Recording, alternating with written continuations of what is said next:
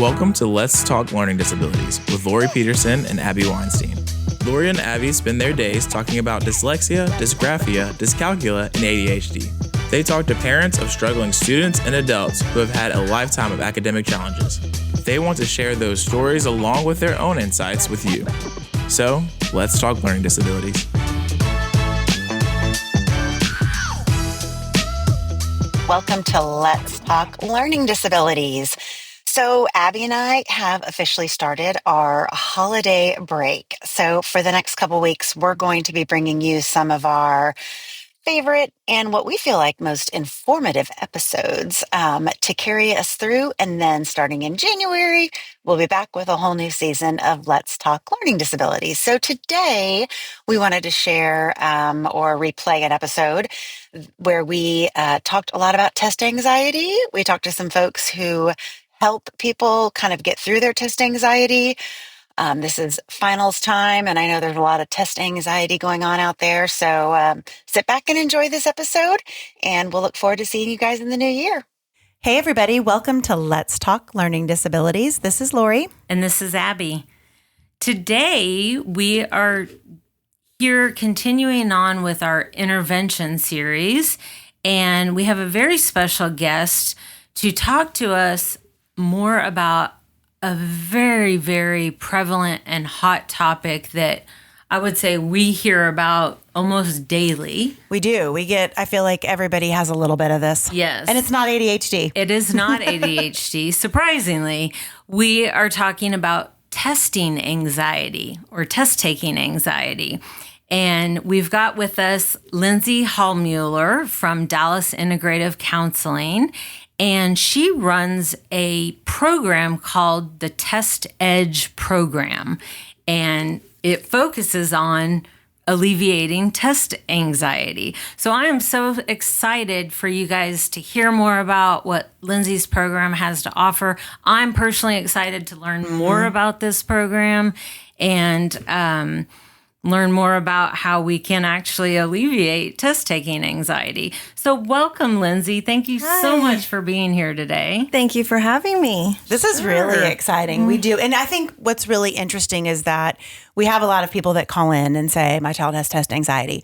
That's not really a diagnosis, right? And I think people assume that just having test anxiety is a diagnosis that will then afford you some accommodations. And really, it's not, right? And so to me, that makes it even more important that we find and offer solutions for it, because they probably won't be able to get accommodations or help for their test without alleviating the test anxiety. So this is really exciting. It is.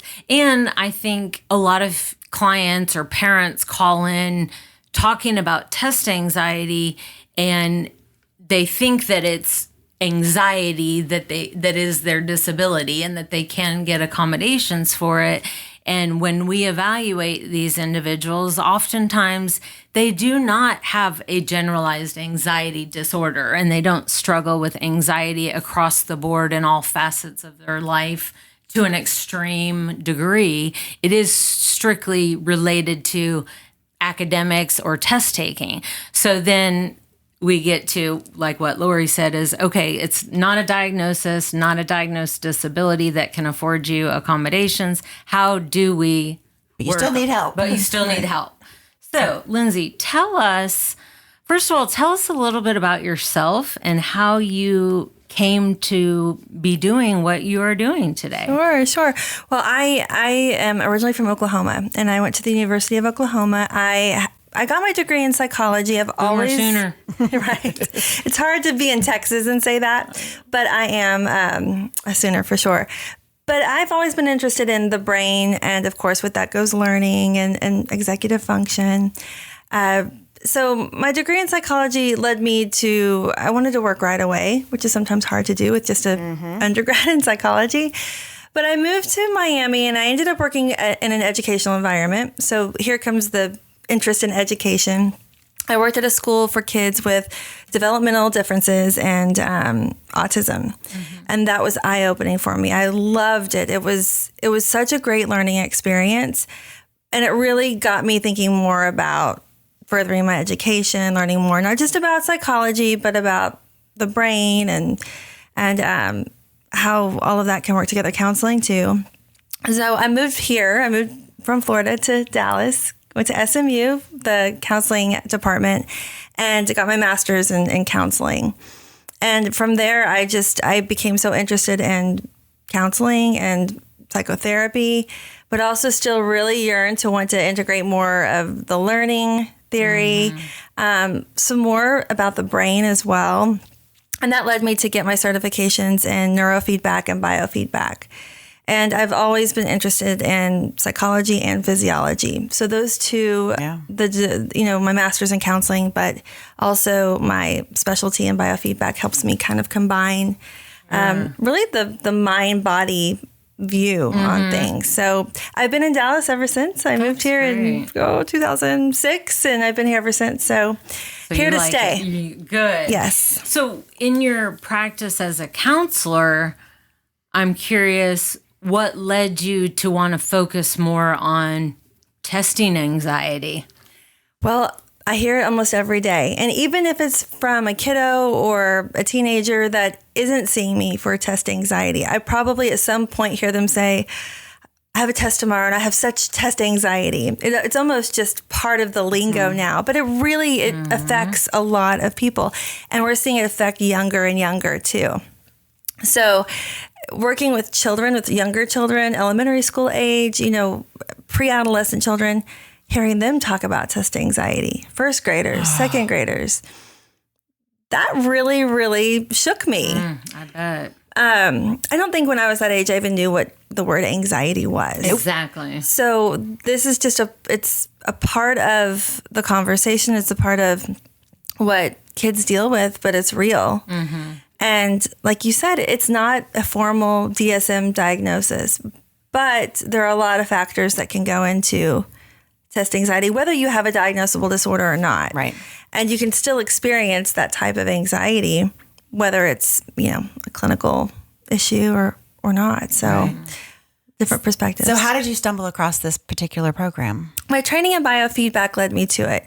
TestEdge is actually a program developed by the company HeartMath, which is a biofeedback self-regulation company. They do a lot of research. They're the Institute of HeartMath. So they really hold strong on their research, but they use that with their hardware and software for heart rate variability, which is a biofeedback technique, for self-regulation, relaxation, focus. They developed the HeartMath program years ago. I began using it probably 15 years ago, and really kind of developed it into not my own program, but I've integrated other things into it that I see that come through my door when people express anxiety or stress or pain, and how that affects tests. So I cannot take complete, they developed the program, but I've been using it for a really long time. It's very structured. It's very targeted toward test anxiety, not just anxiety in general, but testing anxiety.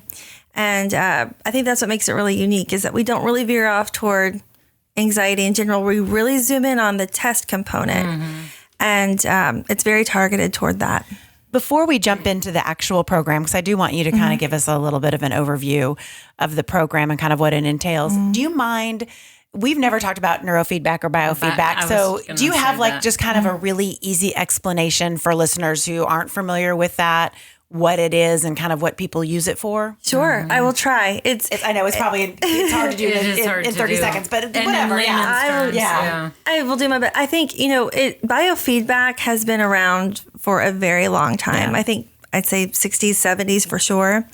And really it was developed to treat migraines, to treat pain, to treat physiological disorders. It's really a lot of medical devices are for biofeedback.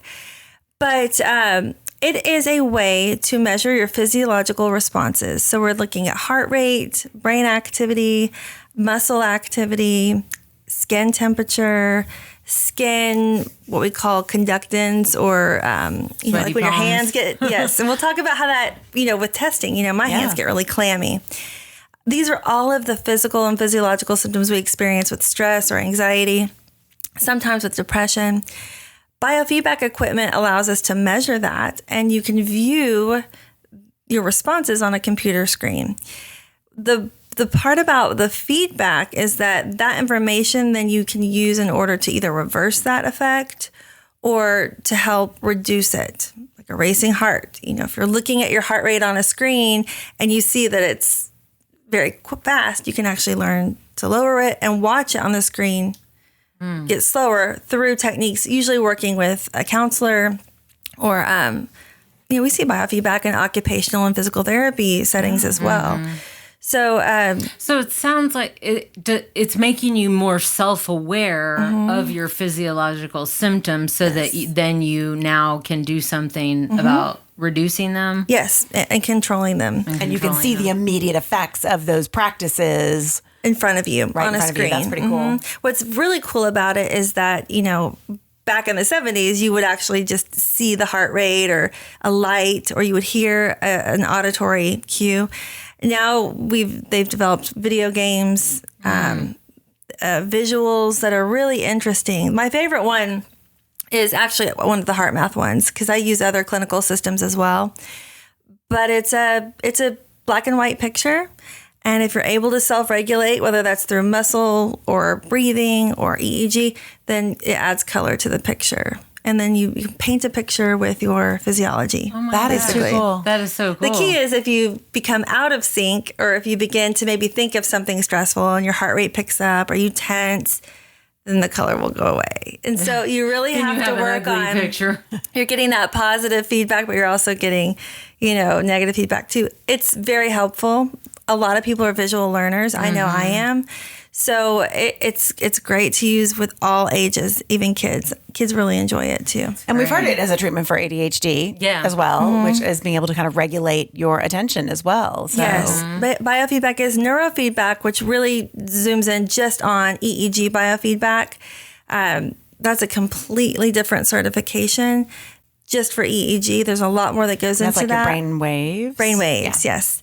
There's a lot of research on that in ADHD. It's important to me when I open my practice to focus on evidence-based practices. So, you want to be able to back it up with research and with facts. And so there is a lot of evidence behind, not with biofeedback only, but also specifically with neurofeedback. Okay, thank you for that. That is super helpful. That That actually makes a lot more sense to me too. And we've talked about here and there, but that really helps. So I wouldn't do it if it didn't work. You don't do something for 15 or 20 years if it doesn't work. You're not seeing results. Exactly. So that it's important to stress that as well. So when you have a student or a client come in for specific test anxiety, kind of give us an idea of kind of where you start and kind of then how long the program would typically last. You don't have to give all the details, but give us some general, idea of how you move through the program. Sure. I mean, step one is really just learning more about that person. It's a lot of teenagers that I get, but I also get adults who are taking exams, for their licensing. High stakes exams. Yes. A lot of my references may reference teenagers just because that's a big part of the population I use this with. But learning, really discussing with them their goals. What is the goal? What test is it? Is it all tests? Is it your driver's test? Is it your ACT? Is it chemistry? Really visiting with them about what it is that they want to target exactly. And learning more about their thoughts about test taking. Have you always considered yourself a bad test taker? Do you have test anxiety because you just hear that I should have test anxiety? Everyone does, right? So really zooming in on what their goals are. Or are you anxious because you're not well prepared for the test? Exactly. Really digging into, you say you have test anxiety. Well, why? Of course I believe you, but what is it that lets you know that? Does your chest get tight and that's scary? Is it because you're afraid your mom might get mad at you if you don't make an A? There are lots of reasons behind it. So really zooming in on that, but also the goals. What's the goal here? Just like with any treatment plan, you want to have goals. Those are really specific, especially with the test component. Okay. So you start by getting to know the client and what their goals are. And then what would be the next step? And I mean, how can I meet with you one time and alleviate all my test taking anxiety? I wish, right? That would be great. A lot of people do want that, fix it for me, fix it for me. We want that immediate gratification. What's great about Test Edge is it's a very structured program. So I am able to tell someone right up front, this is the way it works. Usually it's 6 appointments. The first appointment is a general intake appointment. As a licensed counselor, I gather a lot of information, psychosocial information, learning about the person, any medications they're taking, any other factors that could contribute us working forward. But the Test Edge program in of itself, if we are doing specifically that, 5 appointments after that. And I break it into sessions. Again, first of all, it's learning about the individual. Then we start looking into what age is this? If I'm working with a 3rd grader, I might start out differently than if I'm working with an 11th grader or a junior. For my younger kiddos, I say 3rd grade to 5th grade. So we're looking elementary, maybe early middle school. A lot of those kiddos come in and report they have test anxiety because of the way they feel, right? I feel sick. My tummy hurts. Yeah. My tummy hurts. I have headaches. I shake. I get shaky. And they're so young at this point that that's really scary when you feel that way. Or you notice my hands are freezing. I'm sweating, but I'm not hot. And really talking with them about what that means and how it can be very uncomfortable and maybe scary, but you're okay. It's probably because of this, and this is why and how we can change it and how you can maybe even use it to your advantage, right? Sometimes anxiety is, we're preparing for something. Right. Mm-hmm. I use the 3 Ps. The power of the three Ps are preparing, protecting, and performing.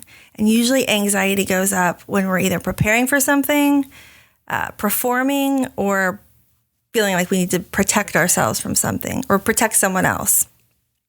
All of that goes into taking a test, really. So my youngsters, I call them, that earlier group, is really discussing those physiological symptoms. So what does that mean? And, coaching them through, we can change that and not to let that distract them from really the task at hand. Mm-hmm. It's rare that I get a lot of 3rd graders, though. And still, middle schoolers and high schoolers are still really distracted by the physiological symptoms of anxiety. Middle schoolers, I like to zoom in more with them on the cognitions behind taking tests. What are your thoughts about tests? What are you thinking about when it comes to tests? There's a lot of cognitive distortions. Mm-hmm. I suck at tests. Mm-hmm. I'm terrible at tests. If I don't pass this test, I'll fail. Then if I fail, I won't get to stay on the football team. And if I don't do that, then I'll never go to college. Right. Catastrophizing. Yeah. A lot of that in our adolescence. Yeah. Worst case scenarios. So that is actually more of what I see with the teenagers and even, preteens, is more of the racing thoughts, the anxious thoughts about tests. Coupled with, if you already have anxiety, then that makes it worse, right? But also integrating the physiological part of that too. How much of those next 5 sessions is more talk therapy, or are you doing more of like the biofeedback and more structured? I usually set aside one appointment or one session for biofeedback or self-regulation, and really only because that's something you can continue if you want. Mm-hmm. But really, it's a skill that you can learn very quickly. And when you see it on the screen, you can learn and you make that connection. You don't have to do 10 of those. Mm-hmm. Not with the type of biofeedback I use for Test Edge, which is heart rate variability biofeedback. So I really only set aside one session for that. And it's usually at the very end. Everything can change based on the individual. Sure. Sometimes we need to do that first. Mm-hmm. They may even be nervous that they're coming to see me. I'm sure. So that might be something we talk about first. But most of the program, I'd say from the intake session to session 2, 3, 4, is talk therapy. But also it's very psychoeducational. We're learning things. We're learning about test smarts and something we call the 3 brains.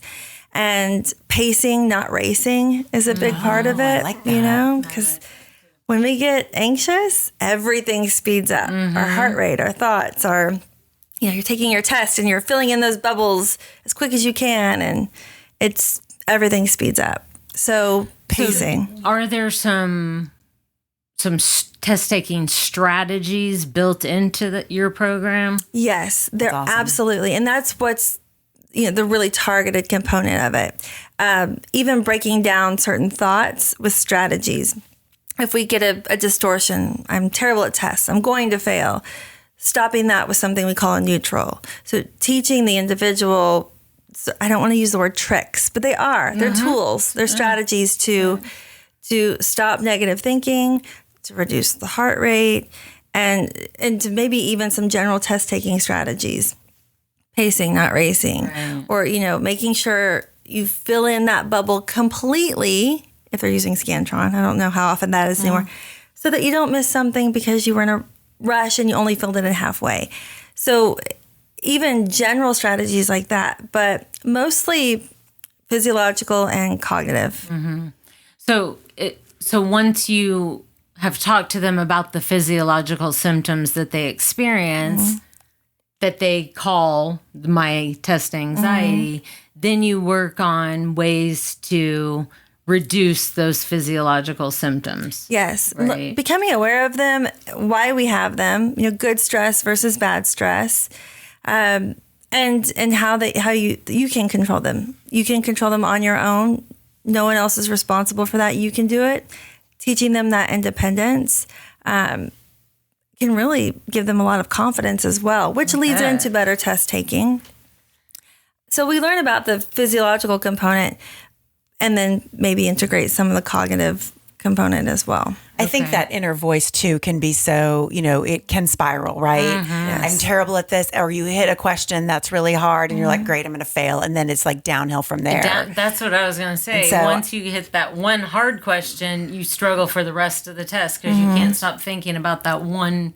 Or just you've decided you've blown it. And so I think that's huge to really work on that inner voice, because that inner voice can be terrorizing. And it can be really strong. And distracting. The inner critic is really strong. That's a big part of what we talk about too. It's, recognizing that and, fighting against it, talking back to it, using your own positive self-talk.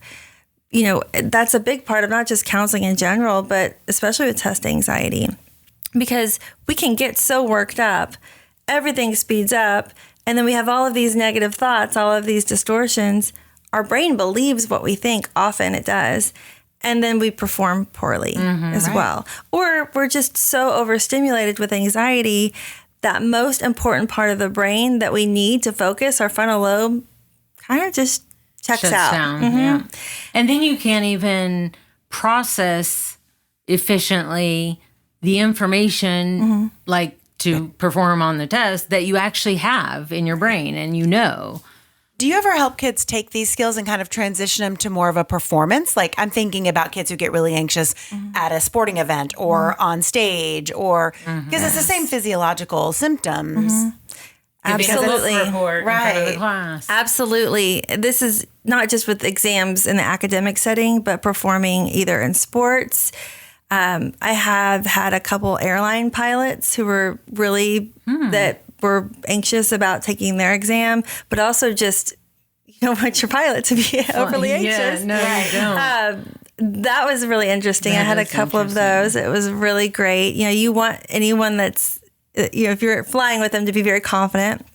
But yeah, this translates to so many different areas. Definitely. With teenagers, not only academics and ACTs and tests, the driver's exam. Yeah. I have to learn to drive, and I have to get into college, and I need to make my parents proud. Oh, and I play sports, and It's a rough so at that time. age, It's there's a lot going on. There is, absolutely. But I was really surprised whenever I started integrating this more into my practice, a lot of the driver exam. That's interesting. Not just the actual driving portion behind the wheel, but the written exam. The written exam.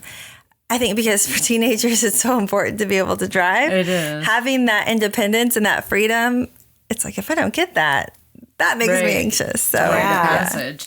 So about 5 to 6 sessions, and then I'm curious, like, how do you measure the results or the progress they're making, or do you get feedback that people have said, this really did reduce my test taking anxiety, and my next couple tests I wasn't anxious?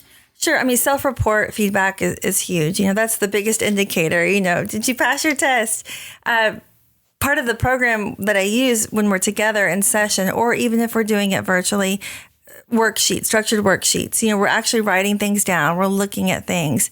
Writing it down is a big part of remembering and learning, right? Taking a pen or pencil to paper.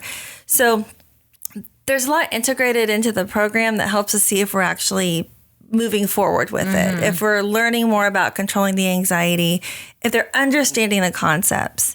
And again, they don't get a grade on this, but it helps me see, are they catching on to some of these things? Or really, are they just so anxious that this is just too much? Then maybe we're looking at something else. So to measure progress through the sessions, we look at different assignments or worksheets. They're not scary. They're usually fun. But really, self-report, the indicator at the end, how did you do on your test? How do you feel like you did? Maybe they took it and they don't know. Right. How do you feel? I would think if you're doing these, do you typically do them weekly? So over a 5 to 6 week period, they're going to have some tests. So there are going to be lots of opportunity to practice. And the program, honestly, I could stretch it to 12 weeks, but that is not very logical if we think about it. Someone who has test anxiety, they may have a test, think about in school, you've got your 9 weeks and then the semester's over. So it can be stretched, or we can certainly add on to it. But I try and make it within a time period where they're actively learning, they're actively practicing, and they're consistently gaining that confidence so that when they do take their exam, that they feel good about it. It's not like, oh, I can't remember what we talked about 3 months ago. Right. Exactly. It needs to really be that fresh. Concentrated period of time. Applicable and able to apply. So doing it over the summer may not be as beneficial as doing it during the school year. Absolutely. And also depending on what the reason is for a test. A lot of what we get, or what I see, is just general test anxiety. I say less common for someone to come in and say, I've got this one math exam, and if I don't pass it, it's over. The pressure on that is so high. I mean, it's all or nothing. Right. So generally I struggle with tests in general. So, and then it's one-on-one. You're here in Dallas, but can the Test Edge program be done virtually with clients? Yes. And we had to get into that during COVID, right? So it actually was a benefit. And it absolutely can, because a lot of the things that we do together, I mean, virtually I can still see the individual and we talk as if we're in the same room. The only difference would be is that I send them or email them the lesson plans. Again, it's very psychoeducational and it's very structured. So they'll look at their sheets or their worksheets with me. That instead of in person, I just email that over. Sometimes it's even more convenient for them to pull it up on their screen or print it out. The only downside to the virtual, or the only caveat I would say, is the biofeedback component, because that is an in-person type of thing with equipment and, measuring your responses. But it's not impossible. What's great about HeartMath is their equipment is, I've mailed someone a package, they can mail it back to me. It has a heart rate sensor, has the software on it, and we can do that virtually as well. You use a computer anyway, so I can actually see in real time. It's very user-friendly equipment too. That's nice. So it's certainly not impossible. It's just, mailing things, whether it's through email or sending them the heart rate sensor. That's wonderful, because we do have clients all over the nation that we work with. And we, like we said at the beginning, we hear test anxiety as a huge, huge challenge. But even kids' schedules these days, and trying to get to an appointment as the virtual is, we've found now through COVID that it does work pretty well for most things. Yes. So when you have that option for some, it's just then trying to get them to one more appointment. And the program certainly is beneficial even without the biofeedback component, because biofeedback is really just that that visual way of viewing your physiology, which again is it's very important and it's very useful, but it is self-regulation. These are techniques that you do use individually on your own. Well, you're not going to have your biofeedback equipment in your test, right? So it's just a way to learn about recognizing your physiology. These are all strategies I can teach virtually anyway, whether it's breathing or muscle relaxation or even hand warming, thermal biofeedback. We would use what we call a thermistor, and it measures the temperature of your finger or any extremity, but finger, tip of the nose. And again, you would see that on a computer screen when your hands warm. We're more relaxed, our blood flow. But we can still teach these things without the equipment. And great. There are other things, you can use to measure you remember mood rings? Yes, I do remember mood rings. So they change color based on the temperature of your hand. Absolutely. So when they're warmer, it's usually you're happier or you're more calm because the ring is able to, yeah. So, and again, that's a little bit more novelty than actual biofeedback equipment, but the concept is the same. And just teaching a kid, they're like, my hands are just always so cold when I take a test, or they're just so sweaty. Well, there's a reason for that. And maybe if you notice the week before your test that these symptoms, what can you do to reduce that? Those are physiological cues that you're starting to get anxious. So start using these techniques now. That way, it's not day of the test and you're just a ball of nerves. Right.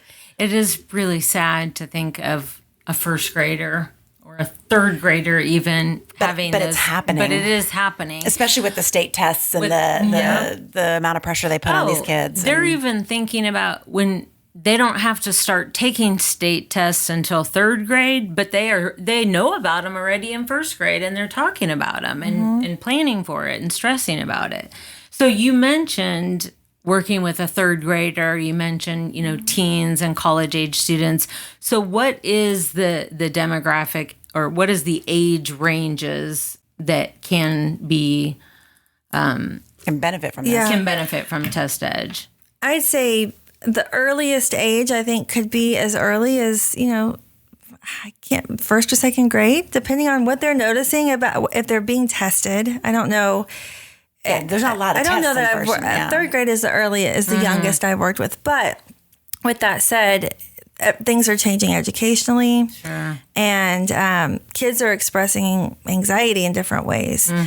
I love children. I have a young child myself, so I feel confident. And if there's a young child that has test anxiety or anxiety about performing in some way, being able to work with them in a model that works. If I'm working with a first grader, I may not sit down with worksheets and talk to them. We might go in the playroom, integrate some things in the playroom, but everything is always targeted toward their need.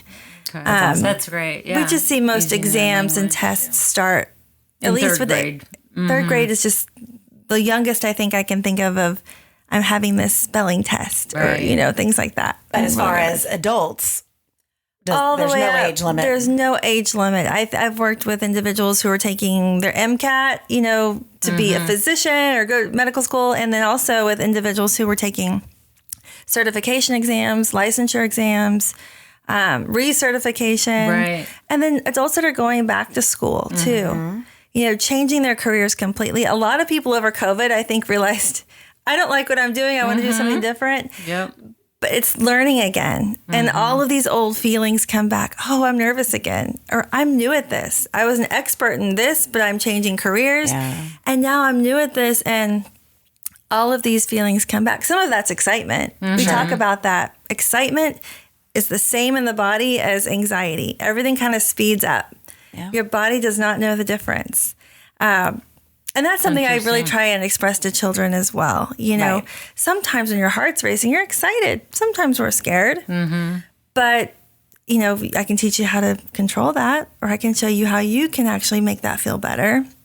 Great. I love it. That is awesome. Yeah. I know. I'm so excited because like we said in the beginning, we do have a lot of students that come in, adults too, that are really it doesn't matter what else is going on, they have some test anxiety. And we talk about that voice and the negative self-talk and what a huge impact that is. But to know that there's such a targeted program. And I love that it's just 6 sessions. Like it's not months and months of therapy to get over your test anxiety. We try to simplify it a lot. That's how we do things. Yeah, that's more of that quick fix that we're looking for. Well, yeah, and it's not, but it's structured and there's meat to it, but it's not, going to take you all year to get through. Do you guys take insurance? Mm-hmm. We do.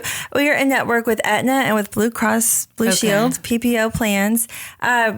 We use insurance when an individual has a diagnosis, whether that's from you guys or from a medical professional.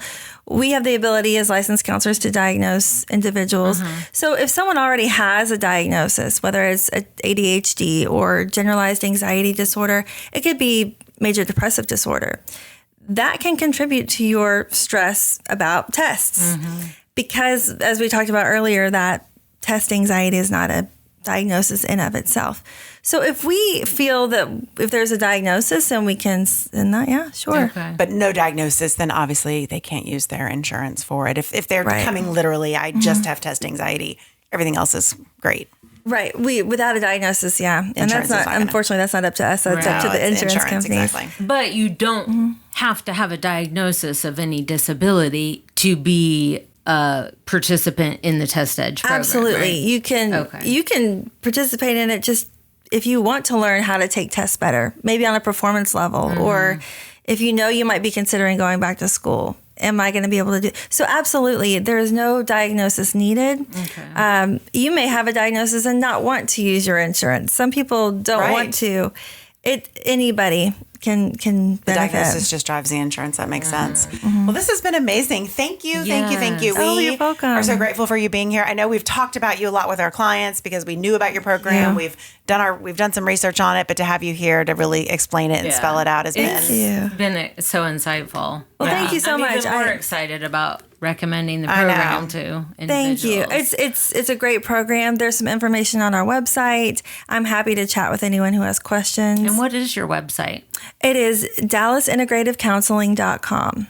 And you can also, there's a area where you can click right on Test Edge, and it pulls up the different age groups or grade groups per se, and really what we focus on with each of those groups. Okay. Keeping in mind that, everything we adjust everything to the need of the client. So it all works together, but generally it breaks it down between what we work with each age group and how that can help. Again, a lot of our younger ones are the my tummy hurts. Right. I'm going to get sick. But we'll put a link to the program in the show notes. And then if they have you're over the program, right? Like I provide, yes, I usually take a lot of the Test Edge clients. I'm in the office more often. A lot of the other counselors at our office are too, but they're working virtually as well.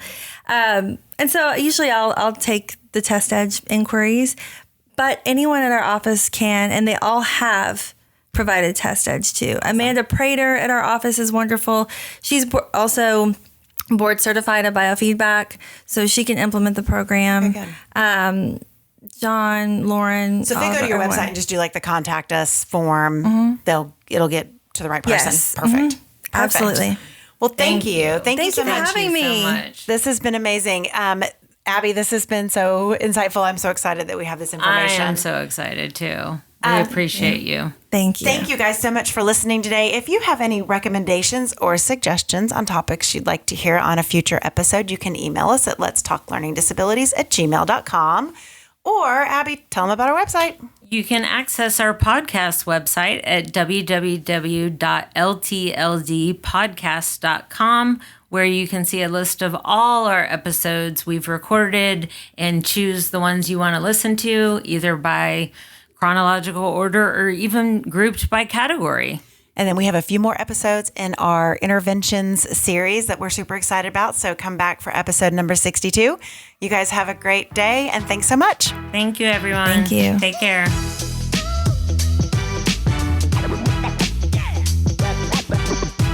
Thank you so much for joining us today. In our show notes, you can find information about today's talk, as well as links to resources and other episodes. If you have questions about today's talk, have ideas for future episodes, or just want to stay connected, you can contact us through Diagnostic Learning Services on Facebook, Twitter, LinkedIn, and Instagram. So, let's keep talking learning disabilities. This podcast is sponsored by eDiagnostic Learning. You can find more information at www.ediagnosticlearning.com.